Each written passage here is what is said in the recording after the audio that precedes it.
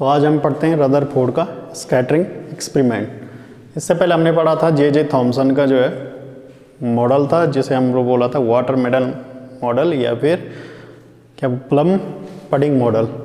तो जैसे J Thomson ने क्या कहा था, जब एटॉमिक मॉडल आया तो सबसे पहले जे थॉमसन मॉडल आया, और जे थॉमसन ने कहा कि भाई एटम स्फेरिकल तो है, पर एटम स्फेरिकल के साथ जो होल स्पेयर है एटम का, पूरा जो स्पेयर है एटम का, वो क्या है, पॉजिटिव चार्ज है। क्या है, पॉजिटिव है। और ये बैलेंस कैसे रह रहा है, यहाँ पर जैसे वाटरमेलन होता है, तरबूज होता है, उसी तरह यहाँ पर क्या है, बीज है। ऐसा किसने कहा था, जे थॉमसन ने। ठीक है, तो एटम कुछ इस तरह है। ये जे थॉमसन की हाइपोथेसिस थी कि उन्होंने कहा जो होल स्पेयर है, पूरा का पूरा जो स्पेयर है एटम का, वो पॉजिटिव है, धनात्मक है।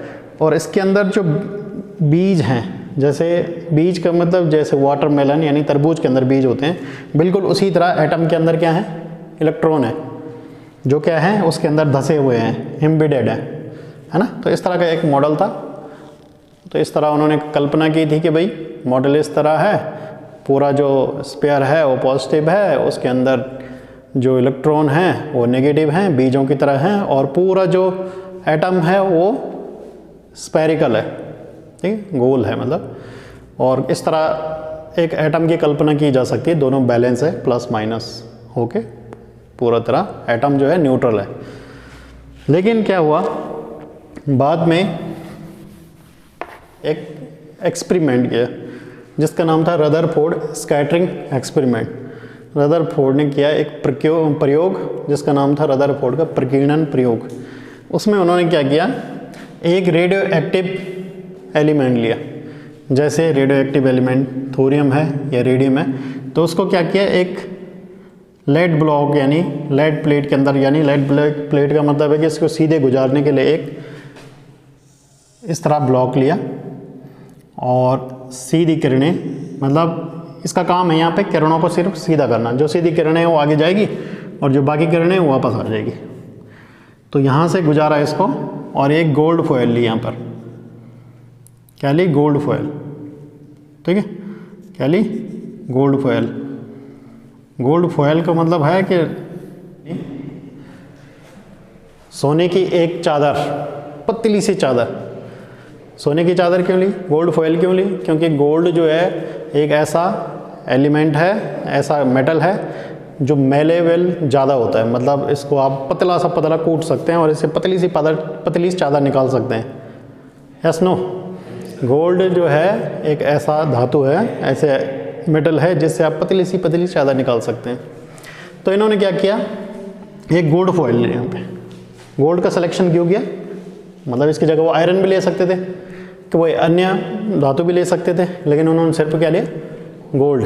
गोल्ड का कारण था कि उससे पतली सी चादर निकाली जा सकती थी, पतली सी फॉयल निकाली जाती। तो हम मैक्सिमम हमें पतली चाहिए, तभी तो एटम के बारे में स्टडी हो पाएगी, है ना। तो इन्होंने क्या किया, इन्होंने देखा कि जो ये जो यहाँ से इन्होंने रेडियो एक्टिव एलिमेंट से जो रेडिएशन पास की, और रेडिएशन थी आपके पास अल्फा पार्टिकल की, अल्फा पार्टिकल। तो अल्फा पार्टिकल क्या होता है, हीलियम न्यूक्लियस। ठीक, जो हीलियम न्यूक्लियस है या हीलियम है, अल्फा पार्टिकल है, वही जो है इससे क्या कर दिया, पास कर दिया। और पास करने के बाद उन्होंने देखा कि मैक्सिमम जो रेडिएशन थी, मैक्सिमम जो रेज थी, वो सीधी जा रही थी। ठीक है, मैक्सिमम रेज कैसे जा रही थी, सीधी जा रही थी। कुछ रेज जो है वो डिफ्लेक्ट हो रही थी, हल्की सी, कुछ रेज क्या हो रही थी, डिफ्लेक्ट हो रही थी, इस तरह, है ना। और कुछ रेज, देखो पहला पॉइंट क्या होगा, पहला पॉइंट होगा हमारे पास, फर्स्ट पॉइंट है कि most of the alpha particle वो क्या कर रहे थे, पासिंग स्ट्रेट। कैसे पास कर रहे थे, स्ट्रेट। ठीक है, सीधे ही पास हो रहे थे थ्रू कहाँ पर, गोल्ड फॉयल। ठीक है, गोल्ड फॉयल से वो क्या जा रहे थे, सीधे जा रहे थे। पहला ऑब्जर्वेशन उन्होंने ये देखा। दूसरा ऑब्जर्वेशन क्या देखा, सम कुछ क्या हो रही थी, डिफ्लेक्ट हो रही थी,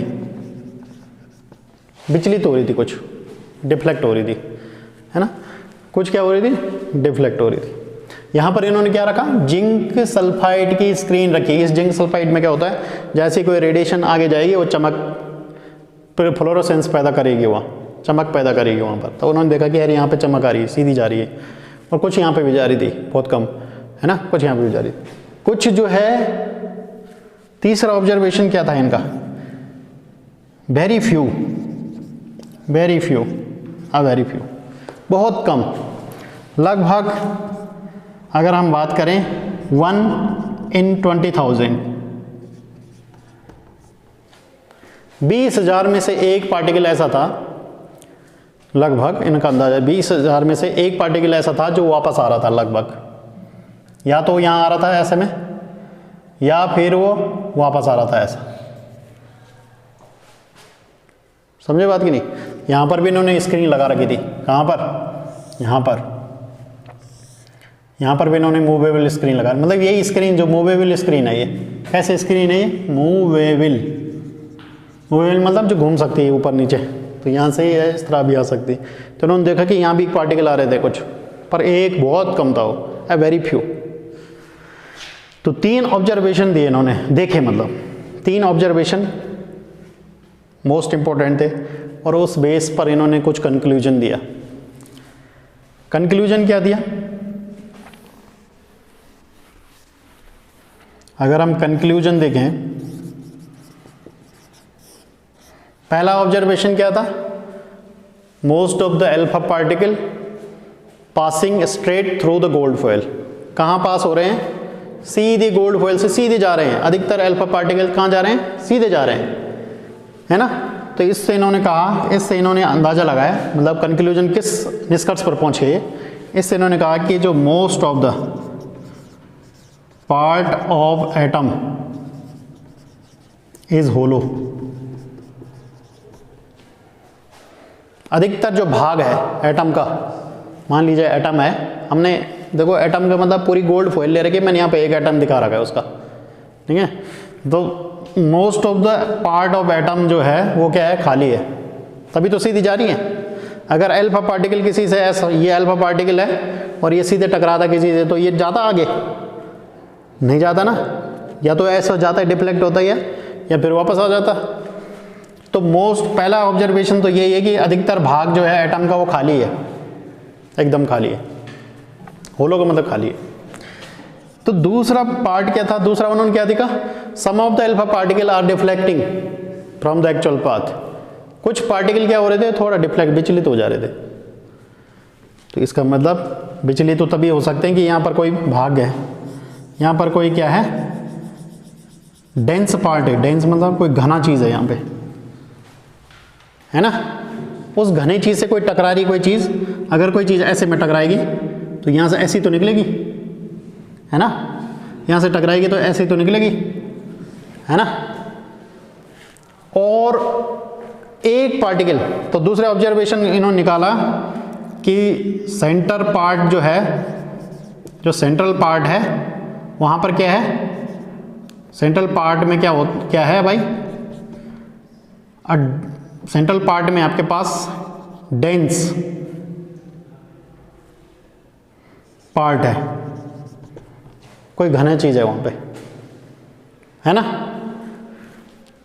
और तीसरा क्या था आपके पास, तीसरी चीज़ है कि एक, तीसरा ऑब्जर्वेशन क्या था उनका, कि एक कण ऐसा था, एक अल्फा पार्टिकल ऐसा था जो लगभग 20,000 पार्टिकल के बाद एक निकल रहा था उनके अंदाज से, वो सीधे कहाँ आ रहा था, वापस आ रहा था, या तो वो इधर आ रहा था वापस, या फिर वो इधर टकरा रहा था, कहीं यहाँ स्क्रीन लगाई तो यहाँ टकरा रहा था वो। तो उससे उन्होंने कहा यार यहाँ पर जो है ना, जो पार्टिकल एकदम सीधा जा रहा है ना, जो पार्टिकल एकदम सीधा जा रहे हैं यहाँ, वो उससे भयंकर टकरा रहा है, ठीक है ना, बहुत घनी चीज़ है वहाँ पे कुछ, जिससे टक्कर के बाद वो सीधे वापस आ रहा है। अरे समझ रहे हो आप बात की, नहीं समझ रहे, जिससे टक्कर के बाद वो क्या आ रहा है, सीधे वापस आ रहा है, रिफ्लेक्टिंग बैक, सीधे वापस आ रहा है। तो इससे उन्होंने निष्कर्ष निकाला कि जो सेंट्रल पार्ट है वहाँ पर क्या है, बहुत डेंस पार्ट होने के साथ साथ वो क्या है,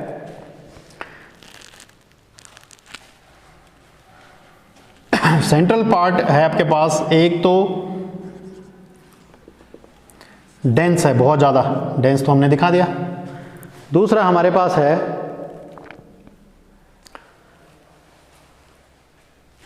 ये बहुत ज़्यादा क्या है, डेंस के साथ सॉलिड है ना, एंड कैरीज क्या करता है, whole of the mass of the atom. मतलब ये है कि बीच का भाग बहुत घना है, बहुत सॉलिड है ना। वहाँ से क्या हो रहा है कि वहाँ पर अधिकतर पूरे एटम का मास वहीं केंद्रित है, सेंट्रलाइज है। यहाँ पर पूरा एटम का जो मास है ना वो सेंटर में सेंट्रलाइज है। अगर वो सेंटर में नहीं होता तो अल्फा पार्टिकल वापस क्यों आता टकरा के। अरे समझ रहे हो बात की नहीं समझ रहे हो, है ना। और दूसरा था हमारे पास, दूसरा कंक्लूजन ये था कि सेंट्रल पार्ट हमारे पास क्या है, डेंस तो है ही, साथ में क्या है, पॉजिटिव चार्ज वाला पार्ट है, पॉजिटिव चार्ज वाला पार्ट है। इस पॉजिटिव चार्ज की वजह से, ये पॉजिटिव चार्ज है ना, तो पॉजिटिव अल्फा पार्टिकल क्या होता है, पॉजिटिव चार्ज वाला होता है। अल्फा पार्टिकल क्या है, पॉजिटिव है या नहीं है। अल्फा पार्ट क्या होता है, अल्फा पार्टिकल क्या होता है, पॉजिटिव होता है। तो यही पॉजिटिव पार्टिकल जो है यहाँ पॉजिटिव से टकराएगा तो रिपेल हो जाएगा। रिपेल मतलब प्रतिकर्षित हो जाएगा, वो इधर चले जाएगा दूर, इधर भागेगा दूर। अगर वो आकर्षित करता उसे, अगर कोई चीज़ वहाँ पर क्या होती, आकर्षित करने वाली होती, तो वो उसे चिपक जाता ना एकदम, यहाँ से निकलता और यहाँ पे चिपक जाता इस पर, या फिर उसके आसपास ऐसे में टकराता या ऐसे में चिपक के ऐसे में गिरता। Yes no. लेकिन वहाँ पर क्या है, डेंस पार्ट होने के साथ साथ वो क्या है, पॉजिटिव पार्ट है, धनात्मक है। उस पॉजिटिविटी की वजह से, क्योंकि अल्फा पार्टिकल भी पॉजिटिव है और यहाँ पर भी पॉजिटिव है, तो पॉजिटिव पॉजिटिव आपस में क्या कर रहे हैं, एक दूसरे को रिपेल कर रहे हैं, प्रतिकर्षित कर रहे हैं। उस रिपेल के कारण ये एक दूसरे से क्या हो रहे हैं, डिफ्लेक्ट हो रहे हैं, बहुत ज़्यादा डिफ्लेक्ट हो रहे हैं। तो 3 कंक्लूजन पर ये पहुँचे, ठीक है। 3 कंक्लूजन, 3 ऑब्जर्वेशन से 3 कंक्लूजन निकाले। और पहला देखो ये है, एटम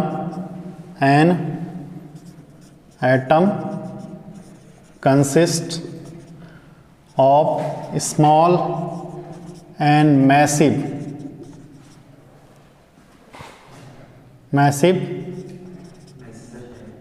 पॉजिटिवली चार्ज्ड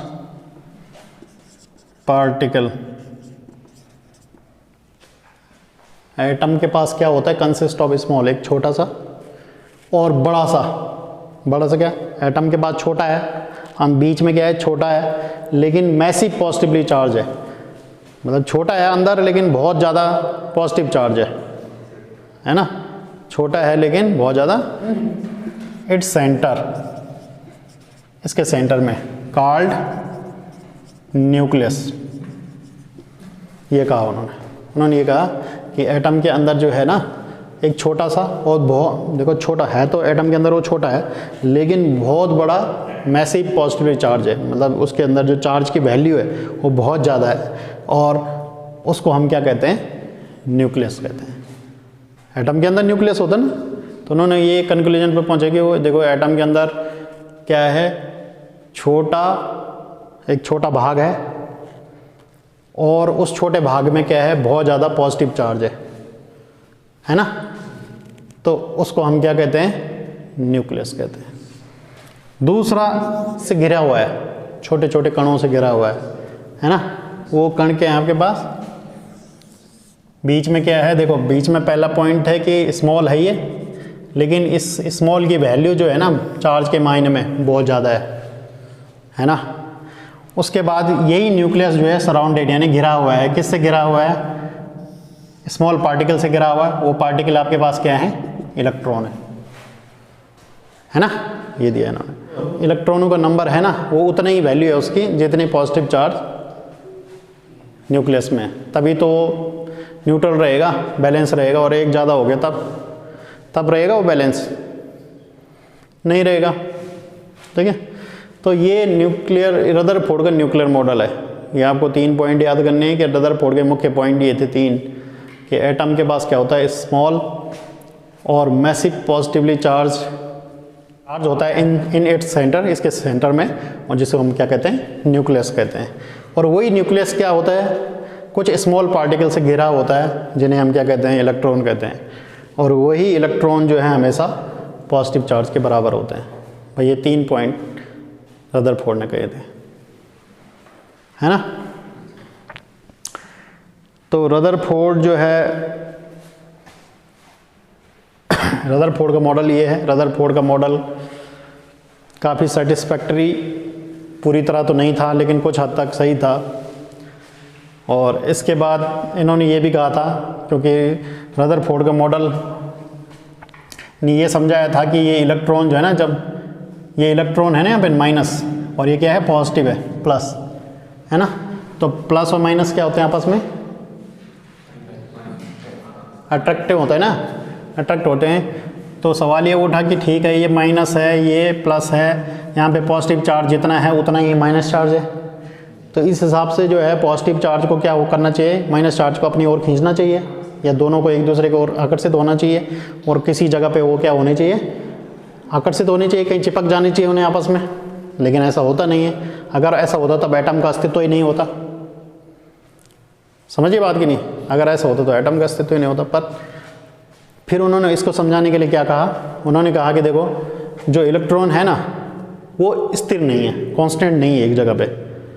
उन्होंने कहा कि इलेक्ट्रॉन जो है वो रिवॉल्व कर रहा है, घूम रहा है, तेज़ी से घूम रहा है। और तेज़ी से घूमने की वजह से क्या हो, एक सेंट्रीफ्यूगल फोर्स जनरेट होता है, जिसे आपने फिजिक्स में पढ़ा होगा, अभी केंद्रण बल, है ना, वो पैदा होता है घूमने से। और उस वजह से वो बैलेंस रहता है। वो सेंट्रीफ्यूगल फोर्स की वजह से वो क्या होता है, यहीं पे बैलेंस रहता है ना, यहाँ नहीं गिरता है ना। कोई चीज़ ऐसे में घूमती है तो बैलेंस रहता है ना, लेकिन स्थिर रहेगा तो गिर जाएगा ना।